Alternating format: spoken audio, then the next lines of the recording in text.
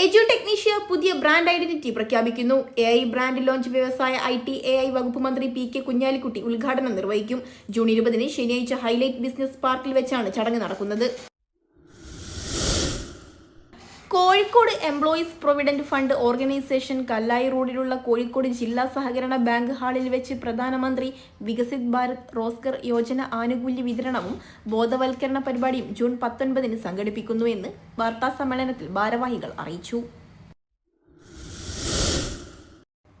മാറുന്ന ഡിജിറ്റൽ യുഗത്തിൽ മലയാളി വനിതകളുടെ സംരംഭകത്വം മികവ് ആഗോളതലത്തിലേക്ക് ഉയർത്തുക എന്ന ലക്ഷ്യത്തോടെ Jamaat-e Islamic Hindu women's wing Kerala സംഘടിപ്പിക്കുന്ന സംസ്ഥാനതല സംഗമം WES 2026 ജൂൺ 20 കോഴിക്കോട് വെച്ച് നടക്കുമെന്ന് വാർത്താസമ്മേളനത്തിൽ ഭാരവാഹികൾ അറിയിച്ചു.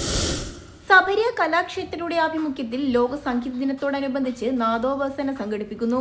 സംഗീത അധ്യാപികയും വയലിനിസ്റ്റുമായ രജനി പ്രവീണും ശിഷ്യരുമാണ് പരിപാടിക്ക് നേതൃത്വം നൽകുന്നത്.